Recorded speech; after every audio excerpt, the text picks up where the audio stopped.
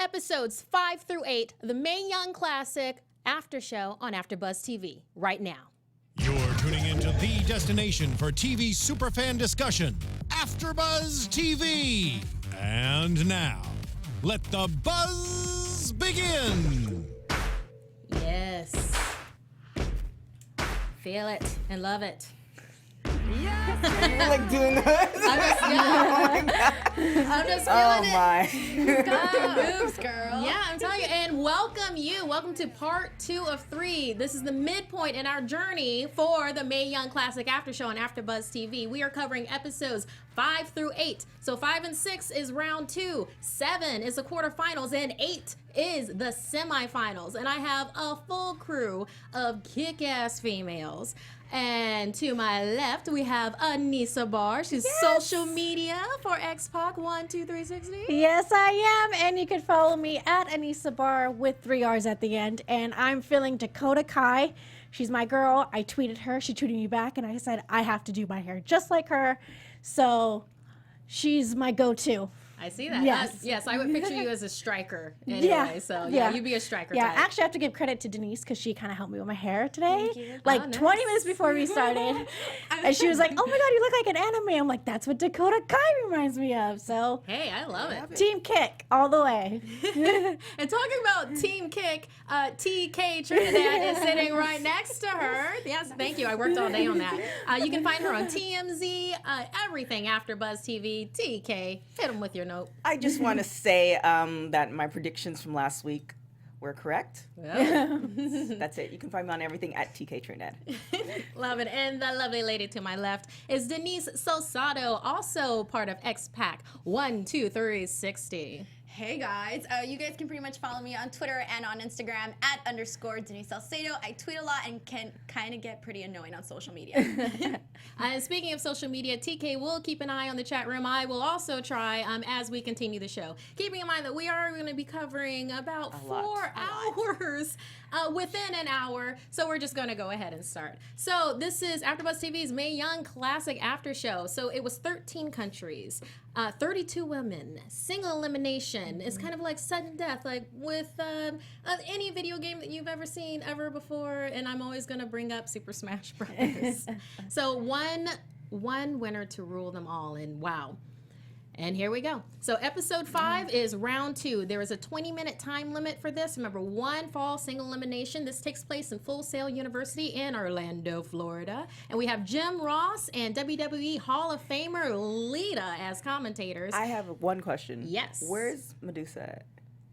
I know, I keep that's seeing She her. was supposed to be Yeah. one of the commentators, and I know somebody made a comment last week. I'm like, oh, well, she'll probably be in this week because That is a really she has good not point. Unless she'll appeared be at there all. at the final. When she's doing the didn't even backstage notice that. reporting, and I've seen the photos, but I haven't been able to see any of the actual videos on the actual show. Right. So, I don't Is she in know. any of this I don't know. exclusive content? Because I kept on Maybe. meaning to go through that. Yeah, I but definitely they will before the finals. they talked about her in the bracketology and prior to that, and so I don't know. Hey, so chat room, if you have that answer, hit us up. But with we that. do have our fellow AfterBuzzer, Christy St. Cloud, that was doing interviews backstage. So shout out to Christy Olsen, as we know her, but Christy St. Cloud, that's how WWE knows her. So Yes, Congrats love to her me for some doing Christy. that. Yeah, she doesn't do karaoke, but she will watch you do it. So she's my kind of people. Right. Okay, but speaking of this, episode 5. So I mean, whew, round 2, first half. What were some of your favorite moments? Some standouts. I mean, obviously, you know yours. Oh, yeah. Well, with this match with Rachel, I like how she did the RKO out of nowhere. I mean, it gave me like some cool vibes. It's finally cool to see a woman do that. An RKO. I've always wanted to see a woman do an RKO, but it's kind of cool. And I have to give it to Rachel Evans. She is Rachel Evers? Evers, yes, sorry. That's okay, she- Lucy Evans. Yeah. You know. I like Chris Evans. It's all the Evans. right? I feel like with this round, she gave it her all. She did come back with a powerful ring style. I liked how they both had a good connection in the ring. Yeah, that's something that you definitely notice in episodes 5 through 8. They're really good connections. They were there to bring it, and it was brought. Like bring it on, bro. I'm gonna make so many movie references. Just prepare We yourself. should keep count. Can someone please keep count on the chat room? It's gonna be so Yeah. good. Okay, so our first match is Rachel Evers, USA, versus Abby Laith, USA. There was a really nice video package with Abby Laith. I really enjoyed that. So that you know, Abby defeated the physically imposing Jazzy Gabert, who was one of my favorites because she looks like a supervillain, with the alligator clutch to get to this point. She's also defeated men and women. She studied dance as a ballerina. 16 years. Yeah. So a she lot. loves And Mae Young. CCW trained. And Yeah. I'm sorry, did you say she loves Mayo? Mayo. Oh. She loves I was like, she Mae Young. loves Mayo? That was one of the things that she Nice. emphasized. Like, she's like a huge fan. Like, yeah. Yeah, absolutely. And with that alligator clutch, who's Mae Young inspired. So, and Rachel Evers defeated Marty Bell. Power lifter. So 375 pounds that she power lifts. She's a second generation wrestler, Precious Paul Ellering. And was it the, I call him Rocksteady and Bebop, but that's not their name. The Authors of Pain. Yes. Yeah, he's the manager of them. Okay, so with this particular match, I mean, some of my favorite moments for it, I really like that the audience was really getting into everything. Oh, yeah. Like with these past episodes, the audience quickly got on Abby's side with Abby chants. And, Evers, she attempted a suicide dive at the beginning. I'm glad she didn't hurt herself with it. I mean, but as it progressed, I really did like how the wrestlers both rang each other's bells with simultaneous high kicks. It's like, that was, wow, you're exhausting me with seeing that. But bottom line, Evers went for another high kick near the end where Abby did a fantastic counter and won with her signature alligator clutch. So any thoughts on this, ladies? This was a really nice match. Again, I have to agree with you. The crowd was really into it. But to tell you the truth, I think that in this one, Abby really shined. I feel like you can see the two levels of differences between the two women. Yes, Rachel is good, but I still think that Abby is on another level, which makes sense as to why she advanced. Her kicks, man, oh my God, they were so good. I absolutely loved it. And honestly, I thought this was a nice match. I like the fact that she was just like fluid. It's like she took her dancer's ability, if that's even possible, and was able to go through the clicks and everything like that. Like, it's almost like she planned it, which obviously she didn't, but it's like everything was just so fluid about it. But I pegged Rachel to win for some reason. You're not the only one. I kind of saw that second generation, just like Yeah, I I thought that was going to be a thing. So, Yeah. but I'm definitely glad Abby won. She's a hard worker. I was really impressed with the match. Yeah, exactly. The match was perfect. I liked the power slam off the top rope that she did. It was like, Oh yeah. oh my gosh. And then to know that Abby came from CCW was pretty like awesome to know, because I know maybe one wrestler that came from CCW. But also I liked how they had Tasha Nono on the ringside. There you go. I mean, I want to call him Chris Hero more, but I liked how they have superstars come showing up and showing their support on these women. Yeah, it's good. It lets you know that this does not exist in a vacuum. There is more for all of these women after this competition is done. It's kind of like when you watch boxing and you're waiting to see, like, oh, who are the special celebrities that show up? Yeah. That's kind of how I felt like where they were showing, like, whoever popped up for the Mae Young Classic. I was like, yeah, that's cool. All right. But another there thing you go. too, that this audience, I don't know what the total amount of hours were, but if right. you notice, the audience was the same throughout. So I don't know how long they sat. Well, our fellow AfterBuzzer, Steve Kaufman, actually was there. Oh. Yeah, he was there during the taping, and I believe he said that it was like almost every single day that they were doing Seems it, about or right. about maybe all day thing. Yeah, it seemed like an all-day thing. Okay, well Kudos to them. Nicely done. Hey, they love wrestling about as much as we do. So. Yeah. So yes, our next match is Serena Deeb, USA, versus Piper Niven, Scotland. Love me some Piper. Oh my gosh, Piper's Okay, amazing. love me some Piper. So Piper is just she calls herself the badass with the smile. Love that. Her finisher, the Piper Driver. She's a powerhouse style, but not only that, she is quick and she's also methodical. So to get to this point, she defeated Santana Garrett, who was known as the Wonder Woman, and she defeated her with the Piper Driver. Actually, she did it with the Minoko Driver. Yeah. So for Serena Deeb, she defeated Vanessa Bourne in the first round with the spear to get to this point.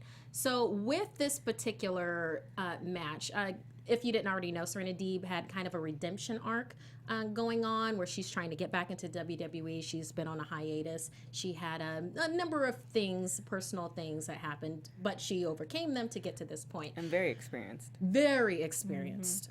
Yes, most definitely. So with this, some of the favorite things that I liked, I mean, Serena Deeb, she was going up against Piper. Piper is... Not only is she's quick, she's got a girth to her also, and she knows how to use it. So I liked that the veteran instincts of Serena Deeb kicked in, and she kept on trying different tactics. And that was one of the things that got me. Like, she would do the side headlock takeover. She'd get Piper on the ground. She tried to get away from those splashes. But pretty much after Piper did that cannonball in the corner, it kind of seemed like that was, once again, one of those instances where it's just... the other person's going to be out for the count. And when Piper went to the top rope, but nobody was home, then Serena went for the spear, and then Piper countered again with the Minoku driver, which Japanese wrestling, awesome. And then she won. She won again with that. And I was like, I felt it was earned. Yeah. I was okay with Serena Deeb not winning this particular match. How do you ladies feel? I agree. One thing that really hurt my head, it was that headbutt. Ouch! Like when you could actually hear the impact, and also what really struck me about this match is when Piper grabbed Serena and just power slammed her on the mat.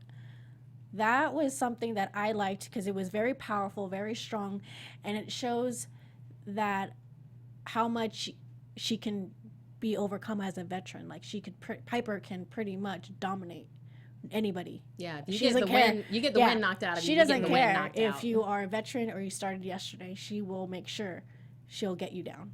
Yeah, I really want to see her mic work. She just seems like she would be so good on the mic. I kind of wish they would have, and obviously it's a long series, but we were able to actually see that dynamic as well, because then they kind of make you cheer for people differently. I thought Serena was going to win because of that arc, but, you know, logic makes sense. Like, Piper's bigger and she's faster. Oh, yeah. That just automatically made sense. But I thought, you know, they were going to kind of, swing it that way. So definitely a great match, like almost a David versus Goliath type thing. But both of them, last week we had, I think we all said that, we had a couple of matches where it just felt like a lot of people were very novice. This week it felt like everybody knew what they were doing except for one or two, but the rest of them was like, they're amazing. So this match was like I was just really impressed with this match. I like kind of those frog smashes that.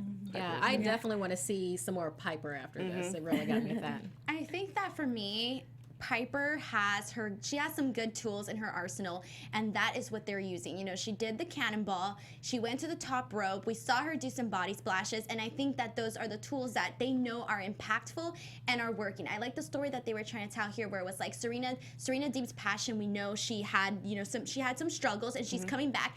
And what I liked was that they were showing this small girl passion, trying to overtake Piper, who's, you know, a little larger than she is. So she was trying to take her down, and I liked that story. I wasn't expecting Serena to go far in the competition, but I actually was thinking she was going to win this. But as the competition you know, kept going forward, I now see why Piper Niven was the one that advanced. Yeah, yeah, there was there was a big difference there, and Piper like definitely wrecked it. I want to see her in more things. Yeah. So our next match, Mercedes Martinez versus Princesa Sugehit. So we have USA versus Mexico there. I like the promos where it's like they were giving respect to each other, but neither one of them wanted to go home. That was just not happening. We also had Kalisto in the audience, you know, talking about having celebrities there. So with Princesa Sugehit, her finisher is the La Rhea. Which is a submission move. She defeated Kaylee Ray. She's Lucha Libre style, CMLL champion, 20-year vet, and she showed up in Wonder Woman gear. Love her. Badass. Love it. So for Mercedes Martinez, she beat Xylee in round 1 with a Fisherman Buster, and that's her finisher move, and she is a 16-year vet. So this was very nicely matched.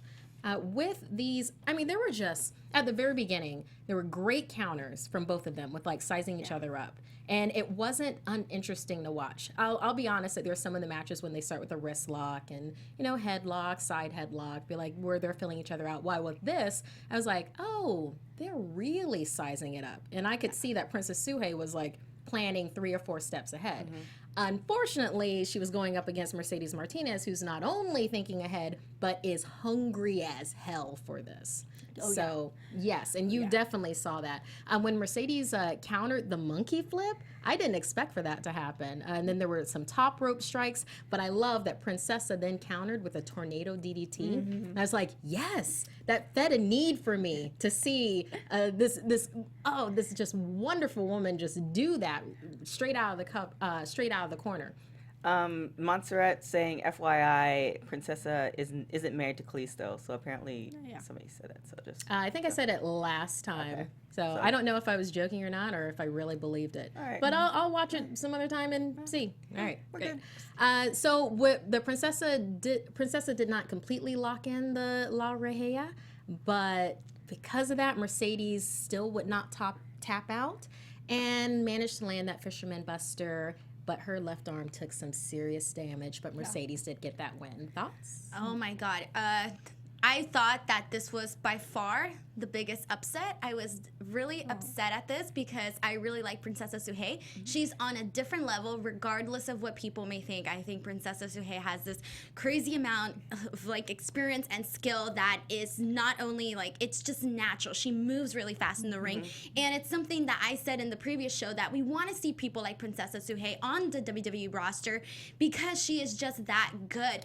But I know why they had Mercedes advance because eventually I know they were going to want this tough chick versus this tough chick, which we saw later in the competition. But truthfully, I was a little upset. I was like, no, not Princesa Sugehit. She was one of my picks. That's how I felt about it. Sorry, I had to get it out of my chest. Passionate, right? I was like, oh, I don't know what she's going to be. I'm going to just. You're like, when is she going to stop? This crazy woman. Sorry. I definitely agree with you. It's just.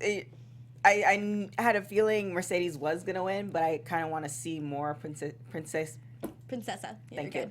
I kind of want to see more of her, but how everything kind of, when I was like looking at how everything broke down, again, I did predict it, everything kind of made sense, started kind of, all the chips started falling in, but definitely a great match. I feel like Mercedes is like a bull in a china shop. Like she was trying to execute a plan, but she was also like bulldozing through a wall. Yeah. It's like she was just kind of putting everything together and she's amazing, but I kind of want to see her outside of the ring and see if she's actually like nice or she's just or she's just like that all the time. Yeah, all the time. It's like, are you always angry? Like, do we need to talk about this? But definitely a great match.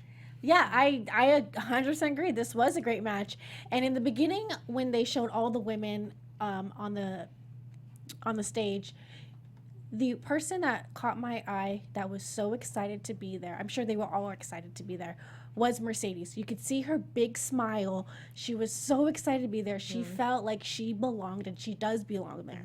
And I truly believe that these two women knew each other's style when it came into the ring. Oh, they definitely watched each other's tape. There's no way that's don't. It was just by that point beautiful how they both knew each other's style. They communicated really well in the ring, both dominant.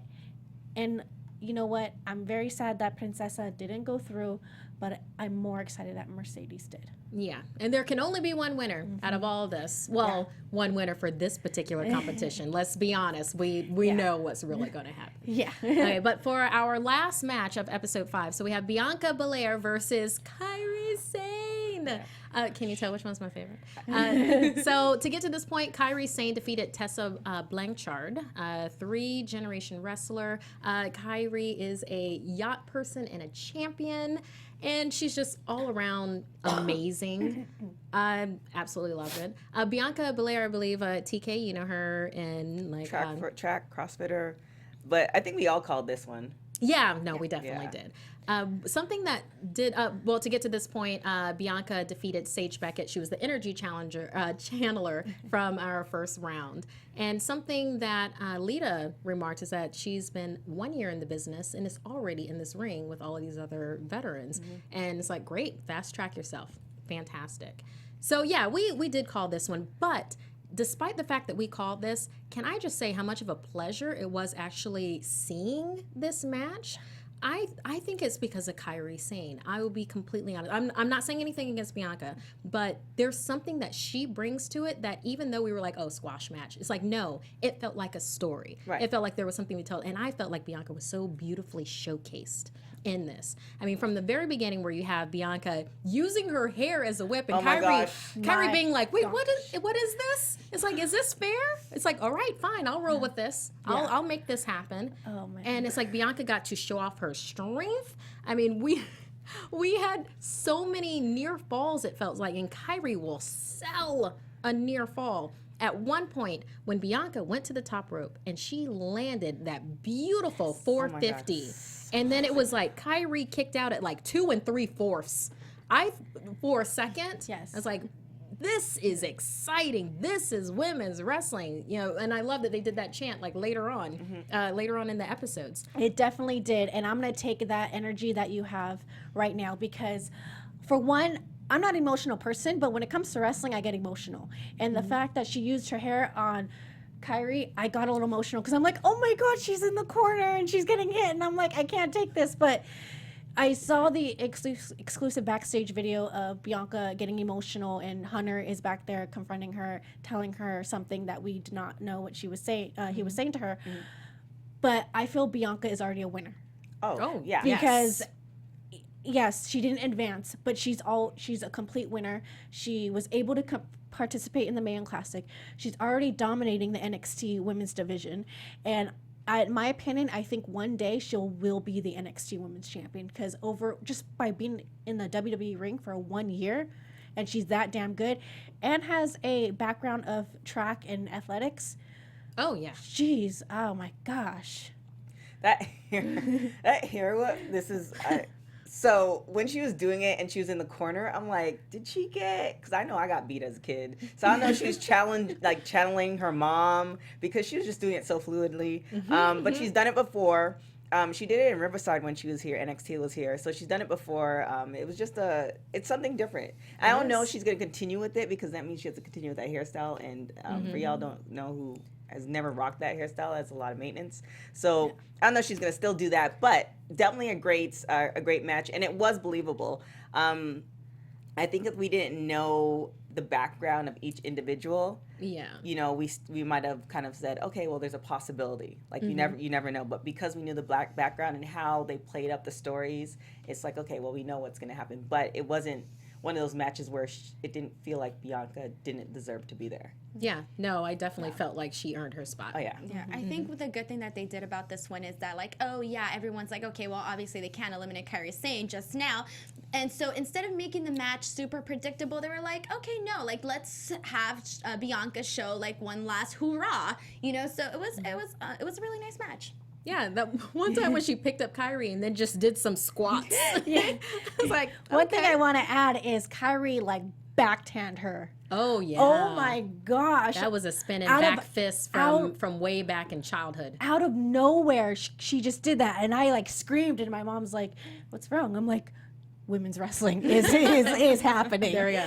And Bianca's definitely invested because her fiance too is also signed to that NXT. Oh, nice. So yeah, they're all power in. couple. Yeah, she's Power in couple. it. You're going to be seeing more of her. Yeah, no worries. The way they play her, they've been playing her up for the last year or so through social media, YouTube, Instagram, all this other stuff.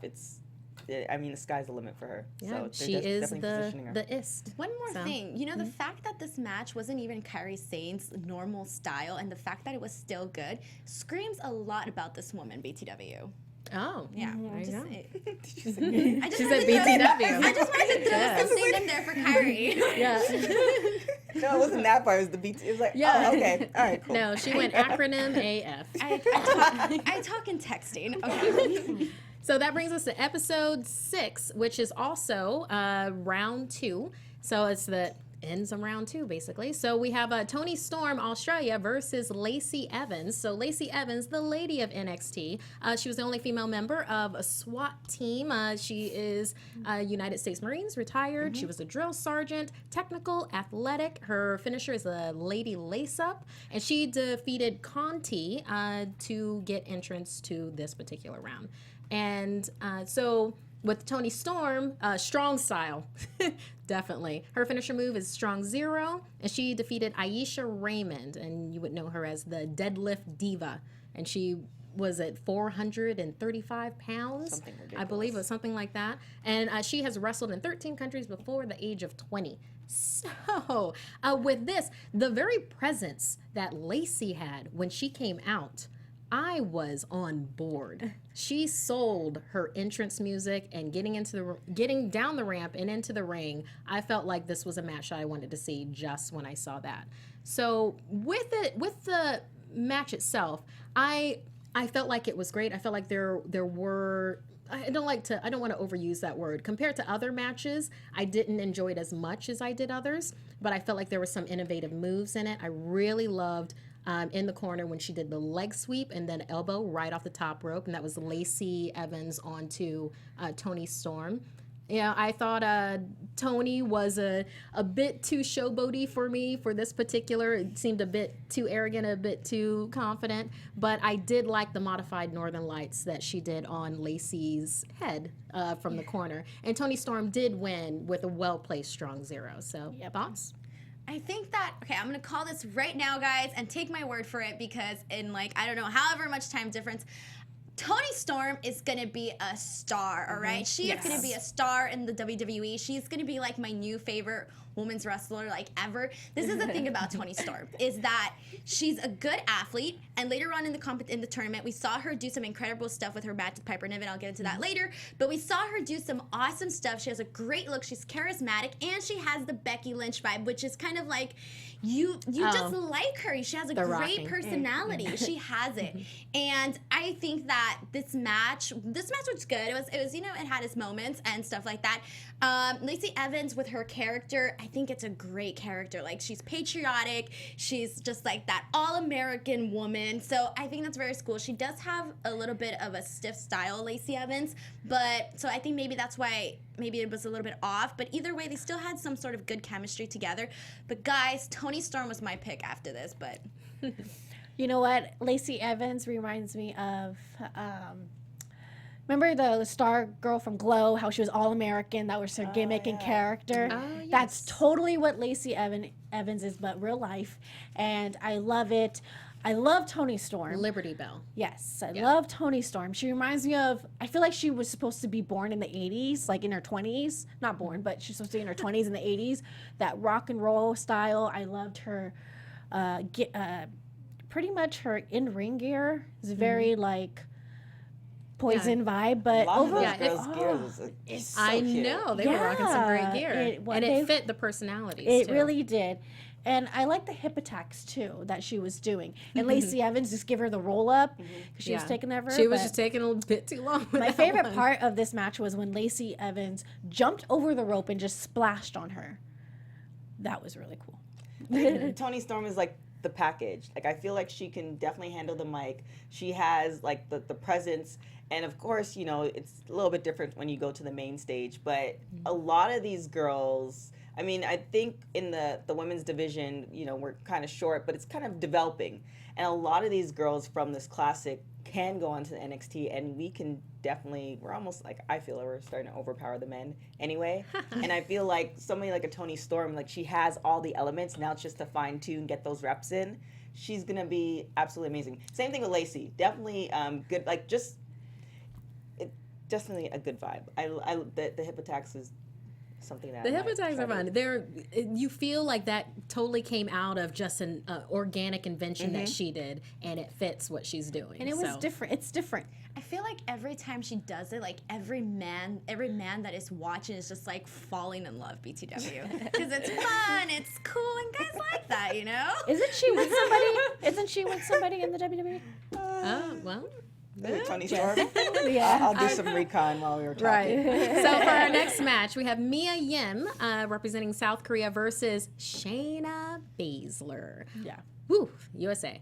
Wow. Okay, so with this match, so Mia is a second-degree black belt. She also represents Put a Nail in It, which is about bringing awareness to domestic abuse survivors and the things that you can go through, and then also how you can help with prevention, and then how you can help with treatment after something like that happens to you. She defeated Sarah Logan, who was Kentucky Strong in round 1 to get to this place, and Shayna Baszler, who Jim Ross designated the Destroyer of Dreams. Ooh, I like that. I loved that, and I hope she keeps that, because that is fantastic for everything that she does. Coached by Josh Burnett, part of the 4 horsewomen of MMA who were in the audience. So she defeated Zeta, the Chinese martial artist, to get to this point. So with this match, wow. Okay, so Mae Young, she's such a veteran, and you can see that in all of her moves that she does. It's very technical, and then both of them with the MMA background, when they were just with Mae Young, when she landed that great suicide dive, it seemed like everything that she did was perfect. It was like textbook perfect, and I really enjoyed that. It was like everything from that perfectly placed German suplex that she got a 2 count off of, and she did a lot of great things, and it all came down to one thing that defeated her, and that was, I felt like, those ankle locks that Shayna Baszler kept on putting on her. This woman is like a Venus flytrap of wrestling, because she will let you hit on her, and she will just wait for your opening. She's like Karnak from Inhumans, and she knows the flaw that is in your wrestling before you even know it. So, I mean, talking about beautiful technical just gymnastics, Mae Young goes to the top rope for 450. It is beautifully done, and it doesn't connect because it's a trap. And Shayna locks into a rear neck sleeper, and that is it. That's the second tap out for Shayna. That is it. And there was this great moment where the 4 horsewomen of the MMA were calling out the 4 horsewomen of wrestling right after it. And something to be said about this, damn. Thoughts? What part are you damning at? That was a lot of. There was a lot. Yes. Broad damn parts. Is the overall arcing damn? Okay. Holy The more you know.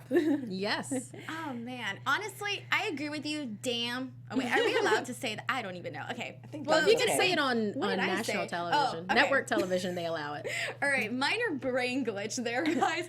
All right, honestly, okay. So aside from this, we're in the second show now. The one problem that I did see is that at this point of the show, we've already seen 3 cannonballs. There was 1 done in this match again, and 2 450 splashes already in the short amount of time that we're seeing here in round 2 and stuff. So that was the one thing where I was kind of like, I already saw that, like, why are we doing this again? So that was the one minor problem I had. But other than that, this was nice. I feel like this started to set up the story that they were going to soon play out, that we saw with Shayna, that she's, like, beating her opponents, like, very suddenly. I'm still not sold on Shayna Baszler. I'm not a fan of hers. And but I do see, obviously, why she is in the finals. Right. The thing with Shayna is that, this setup is fine because we don't get to see the whole package. Because I don't know, is she signed to NXT yet? Because she's training at the Performance Center. I thought she was. Am I wrong?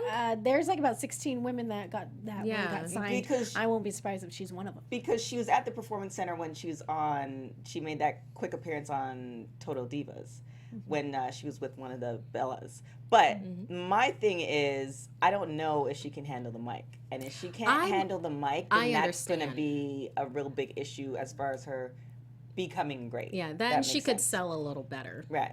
Or if she's not good on the mic, they're probably going to have a manager for her. That would work. Ooh, She could probably be the next Paul Heyman girl. She could be a Paul Heyman girl. Next to her, or a Lana type I with wouldn't her. be surprised. Makes sense. Yeah. She has a tough vibe. So Yeah, it's like, and then UFC connects with Brock Lesnar. That would make total sense. Already planning it all out. I know. Day. So for our next match, we have Rhea Ripley, Australia, versus Dakota Kai, New Zealand. Woohoo. So I like this match. This match was very fun for me. So with Rhea, her finisher is a full Nelson slam.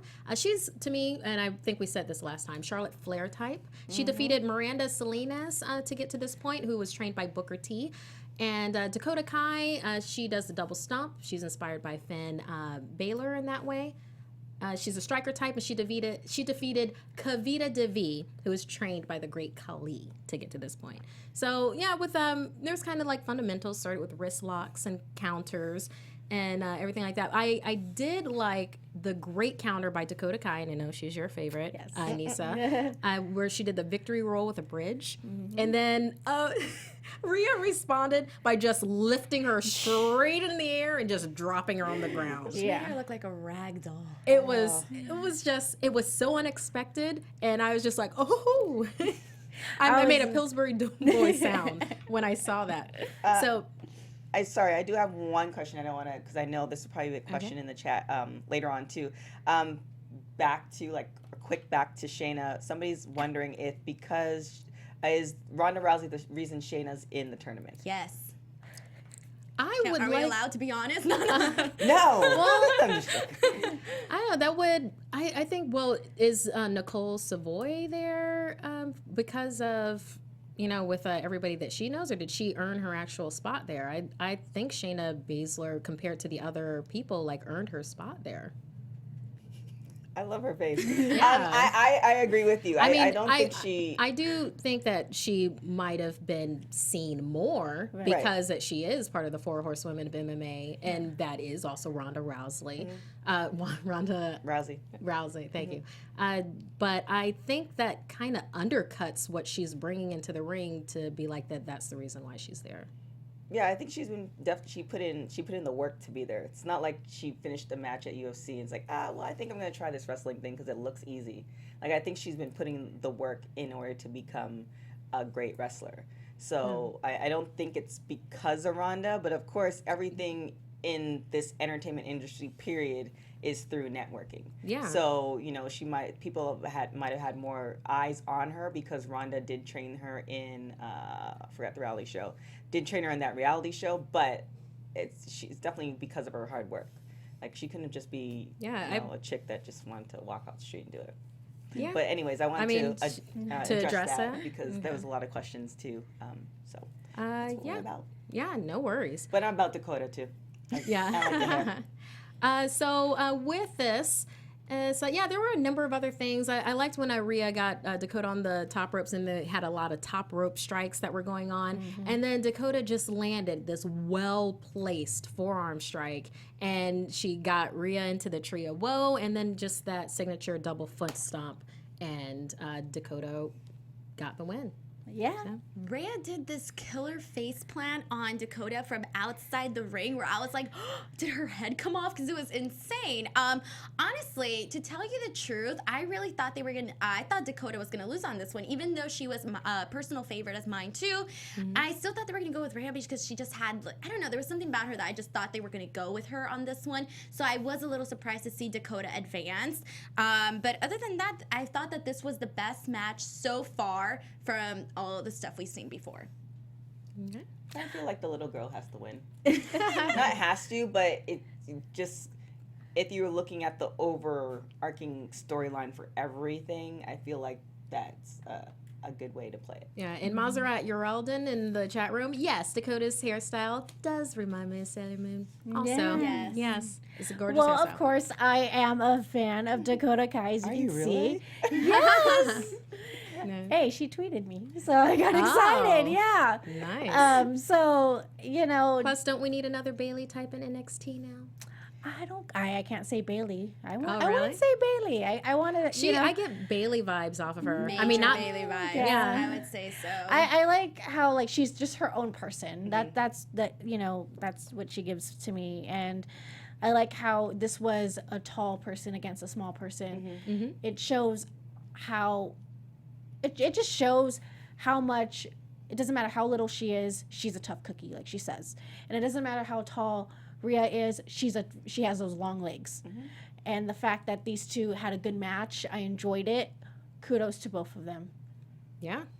Well said. So our next match and the last match of episode 6, so this is the end of round 2, Candice LeRae versus Nicole Savoy. So Candice, the self-professed high-risk taker as opposed to high flyer, she defeated, I believe it was Renee Michelle to get to this point. So this Anna Faris lookalike to me. Her finisher is the Miss LeRae's Wild Ride. And her hubby, Johnny Gargano, is in the audience. Only female champion in the TWG in California. I did not know that fact. Yeah. Nice fact. And I'm excited. I love Candice. Tomorrow, if you guys are going to be going to bar wrestling, I'll be there. TK is going to be there, and Candice LeRae is going to be there. Nice. X-Pac's going to be there, so it's going to be fun. I'm so excited. Right. So she's going up against Nicole Savoy. She's just excited. It's good to be excited. The Queen of Suplex. She defeated Reina Gonzalez with a straight arm bar to get to this point. So with this one, I mean, Candice brought it. You can't sleep on Candice. No. That's absolutely it. Wow. It was just with this, I guess this was one of the closer ones for me. I remember, I remember even last show, I was like, I don't know how these two is probably going to be Candice, but it looks like it might be, Nicole. I would want Nicole. And it's just Nicole just got her core strength. I mean, it was just suplex after suplex. And then when she tried to get the cross arm breaker in, but Candice got free because she was like, leg kicks to your head. So, yeah. I mean, it all ended with Miss LeRae's Wild Ride in the corner off the top rope. And Candice immediately went to get her props from her hubby. So I did enjoy that. Thoughts? It was cute seeing him in on the side, cheering for her. He's like, "Do baby," or I don't know what he was saying. Anyways, both from California, which was pretty cool to see, representing and stuff. But guys, I feel for me, this was all Candice. She just shined so much brighter. Definitely. Yeah. We've got some really good matches ahead, and we've got 11 minutes left. So that brings us to the quarterfinals. So it's episode 7. So we've gone from 32 to 8 competitors. 4 of these 8 will go home, from 13 countries to 5 countries, and now we have a 25-minute limit entering the quarterfinals. So we start with Abby Laith versus Mercedes Martinez. So Abby defeated Jazzy Gabert and Rachel Evers to get here. Mercedes Martinez defeated Princesa Sugehit and forget the first one. Oh, goodness. I don't think it matters. Yeah, well, chat room probably knows. And so with this, I always thought that Mercedes Martinez was going to win. I mean, same. Hungry for it, 16-year veteran. But I will say that Abby, she did bring it. She did, with those spinning heel kicks, spinning edge chop. I mean, Mercedes almost got DQ'd at one point because she just would not let up, and then ended I think on 5 she had this gorgeous chop in the corner on Abby. It's just at one point she was just kept on ringing Abby's bell. I was just like, does Abby owe her money? Because there was just a beat down that was going on. I think that's the best way that you have to do it, and the best way to sell it. I kind of feel like if you're going to advance, you have to make it so believable that's look, yeah, you stole my lunch money, and I'm going this to is personal. Take you down for it. I definitely a great fight. Abby held her own, but it was Mercedes all the way. Yeah. At one point, we even had a near double count out, outside of the ring because of a great top rope crossbody. And that was, in any case, after well-placed high kick to stun, Mercedes landed a solid fisherman buster, and she got the win. I mean, Mercedes. So, and that takes us to Candice versus Shayna Baszler. Candice LeRae versus Shayna. Did any of us think that Candice would power out of this one? No, but you have to give Candice a lot of damn credit for this match. When she did that suicide dive through the ropes and then turned it into a DDT on the outside, I was like, oh, you're not going down without a fight. Shayna's going to have to earn this. Candice is a tough woman. She's beaten men up. so she's not gonna be afraid to beat up a former UFC fighter. Yeah, and then like technically speaking, she did a lot of things right. I mean, right after that, she locked her into the octopus. I mean, she used her submissions. Hey, Shayna, it's a trap Baszler when she went for, Miss LeRae's wild ride from the top rope, and Shayna turned that into the rear neck sleeper, and that was all she wrote. And then she would not let up. She psychologically was psyching out Mercedes Martinez, or at least she was trying to, where she's like, no, there's no reason to let go. Honestly, okay, I don't know if Candice LeRae is one of the 16 women who have been signed. If someone knows that, let me know. But if she's not, this to me is the match that screams, hey, WWE, I'm your girl to hire, because I just brought an exciting match out of Shayna Baszler, because Candice LeRae carried this entire thing. Yeah. She was the one doing all these killer stuff and making Shayna look better, I think, than she is in the ring. Not in a bad way, okay? Some bias. I'm not like anti-Shayna or anything. You're not? No, honestly, I'm not.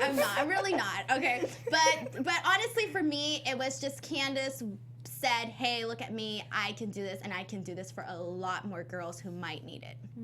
Yeah, and thanks Joseph Boza. She defeated Xia Li and Princesa Sugehit to get there. Yeah. And I feel like Shayna was just being a bully after she wouldn't let go of the chokehold. And hey, she was being a heel. Yeah, but she was being all the heel. I think it's almost a setup to if she is, and I'm trying to look up everybody that got signed. If she is signed to NXT, and when she finally kind of makes those starting to make the rounds, she's already coming into it with people not liking her. Yeah. So she already has that built-in crowd feeding off of it. So I definitely, I don't know if somebody told her to kind of up the ante, because she was like that even in the UFC when she did that reality show, Ultimate Fighter. So I don't know if somebody told her to up the ante and just say, hey, this is your this role. is you. Just it's like, just wear this coat and strut around in it because this is you. So that takes us to our third fight of this episode 7, and it's Piper Niven versus Toni Storm. So we have Scotland versus Australia. Piper defeated Santana Garrett, Serena Deeb. She's a quick powerhouse. Piper by this point.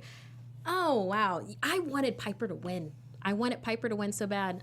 I enjoy what Toni Storm brings to it, but I wanted to see a Kairi Sane versus a Piper. So with this, I liked at the very top, Toni showed that she had watched the tape on Piper's match after they, did their getting to know you, grappling wrists and headlocks, that she shoved her into the corner and then just gave her a little frenemy pop on the chin. It's like, that's exactly what Piper did in her last match. So I like that. It's like, hey, I see you. And I very much enjoyed that. And then the double bridge that they had in the middle of the ring with upside down handshake. And it was for the crowd's pleasure. We heard women's wrestling chant and moving on with the actual fight. Total respect. Had one of those headbutts that you very much enjoy in this. Yeah, and Piper did a headbutt, crossbody, and then a senton to a near fall. Piper was working it. She really was. She even busted out the Minoku driver, but there was a kick out. She went for a cannonball. But then she climbed up to those ropes after it didn't work, and Toni Storm, all you need is one mistake. All you need is one. And then she did a belly to back suplex from the second rope, and then a top rope leg drop, and Toni gets the win. I think, honestly, for this one, in the start of this tournament, I wasn't too crazy about Piper, but seeing her in this match with Toni Storm, it was like day and night for me. I thought that she really brought it. These two women had such great chemistry in the ring. Yes. We saw a lot of unique stuff from Toni Storm, and I really, really, really love that double bridge into a handshake. That was so cool, so cute. It was everything that I wanted to see. And I mean, I'm happy that they moved on with Toni Storm here, because I do think that they can do a lot with her. Yeah. Totally agree. I liked the handshake. I liked how they both pretty much knew what each other was doing with the both hands going over. It was great. I enjoyed the match, but you guys said it all. Touche. So this leads us to... I retweet that. Touche. Oh, I like this. That brings us to our final slot, our final match in the quarterfinals, and that is Kairi Sane versus Dakota Kai. So we have Japan versus New Zealand. Yep. Yeah. how can Kairi Sane get any better? I think this before I see the match, and then I see the match, and I'm like, oh, she got even better. It's like she's like this chameleon that molds herself around the other person's fighting style, and then surprises them with elements to it. So I mean, Dakota, super strong. Yeah. Super strong. She's a strong striker, and she showed it here. It's just that Kairi kept on getting her with surprises, like a surprise spear and a running drop kick to Dakota's back. I mean, when there was this one part where Dakota was running a high kick to Kairi in the corner, and then that was the closest near fall that I felt like Kairi had at this point. But then right after that, Kairi avoids a double stomp when she's in the Tree of Woe. So, I mean, how down could she be? And then, when it really comes down to it, I mean, Kairi got a huge slam, and she got in that diving elbow. So, go back a little bit on one of the matches with Bianca Belair and Kairi real quick. I liked how Bianca gave her the kiss, and Kairi saw it and just stomped on it. That was fun. But back to this match. It's a big Kairi moment. Yes. Back to this match. I liked the beginning of it. They both over-countered each other's kicks, and I liked how Kairi kind of gave me the... Yeah. I was like, yeah, ninja style. But overall, these two are my favorite out of the bunch. I really wish it was Dakota Kai, but I'm very glad that it was Kairi Sane, because without a doubt, Kairi Sane is the winner is going to win this. So I had the 9 people who signed to WWE. So you have Jazzy. Yes. Jazzy Mae Young. Ooh. I agree with that one, Piper. definitely. Yes, Piper. Piper the Viper. Come on, computer. There we go. Candice. Of course. Yes. I know Toni's in there. Shayna, of course. Mercedes. Yes. And Kaylee Ray. Oh, Kaylee Ray? And Santana Garrett. Nice. All right, Nice there we variety go. of women. Good for them. Yeah. Yes, most definitely. So, okay, so that brings us to our semifinals, episode 8. Okay, so with the semifinals, because it's the live event that's going to happen next week, September 12th, and that's going to be in Las Vegas at 10 p.m. Eastern Standard, I believe. So with this, the semifinals, so we have Mercedes Martinez versus Shayna Baszler. What a good one. Oh my God. Okay, because this is mentor versus protege, and they rocked this. They killed rocked it. this. They killed it. And I liked that Mercedes said it's teacher versus student. And they knew each other. Mercedes knew her style. She wasn't going to give up.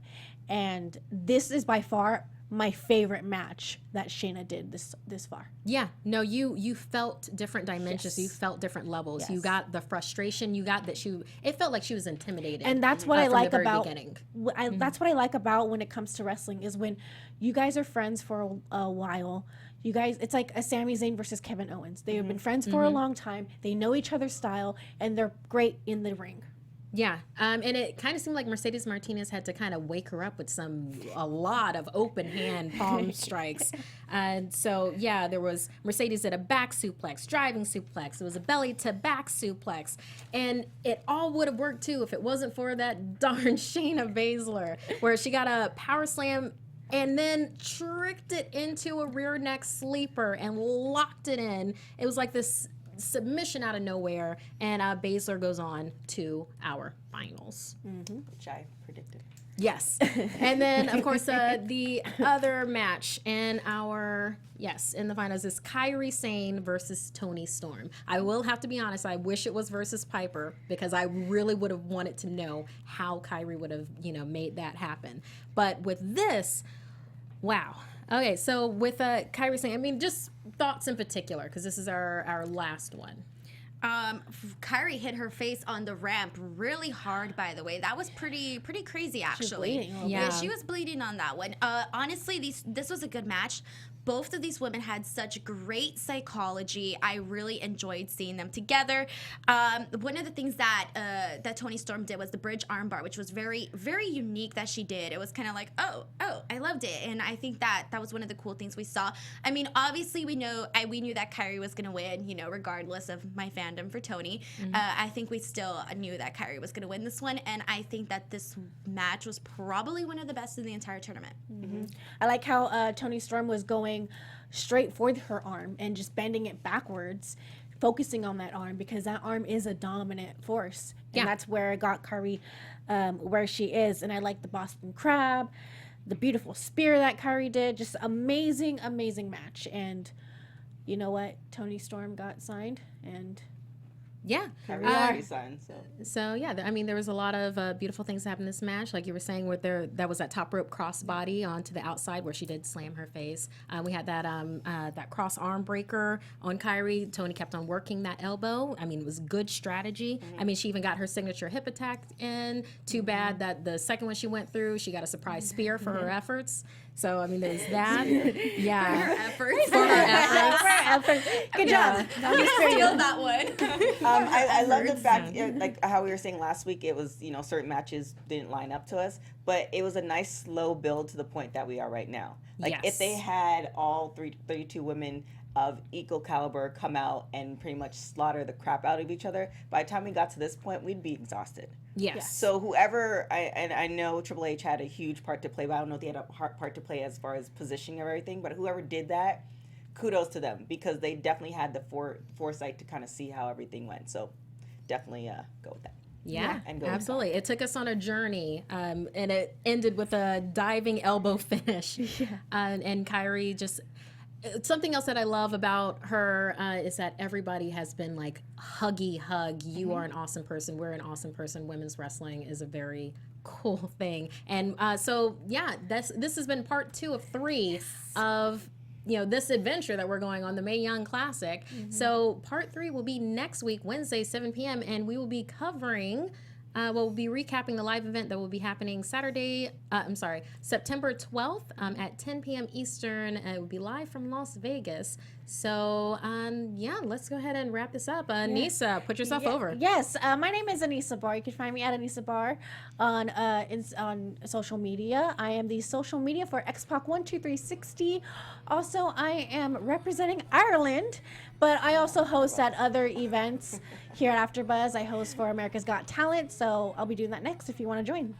All right, guys, you can find me on everything at TK Trinidad. I'm also on XPAC12360, and you can find me on TMZ, just talking some ish almost every day. And I do have a new show coming out called Workout with Friends, so be on the lookout for that. All right, guys, I'm Denise Salcedo. You can find me on Twitter and on Instagram at _Denise Salcedo. You guys can also watch me on Championship Wrestling from Hollywood. We're doing a taping September 10th. Be there. Alberto El Patron is going to be there. It's going to be awesome. And then check out XPAC12360. We had Marty Skrull today, so check it out. And I'm Markeia McCarty. You can catch me on Twitter and Instagram at Markeia McCarty. That's Markeia McCarty. Mondays, I'm here at AfterBuzz TV, WWE Raw After Show with Johnny LaGuasto and a bunch of other funny guys. Fun dad. And then on Tuesdays, you can catch me on Popcorn Talk at 2 p.m. And that is Marvel Movie News, where we talk everything Marvel and nerds. But what I really want to do is see you here next Wednesday at 7 p.m. because we will have Kairi Sane versus Shayna Baszler, and all of us will be here. We want you to be here. Join us in the live chat, and we will see you then at 7 p.m. From executive producers Maria Menounos, Kevin Undergaro, Phil Svitek, and the entire AfterBuzz TV staff, we would like to thank you for listening to the AfterBuzz TV network. To watch or listen to other after shows and post comments or questions, be sure to visit AfterBuzzTV.com. I'm Sir Richard Wentworth, and this has been a presentation of AfterBuzz TV. Buzz you later. From executive producers Maria Menounos, The views expressed herein are those of the hosts only and do not necessarily reflect the views of AfterBuzz TV or its owners or principals.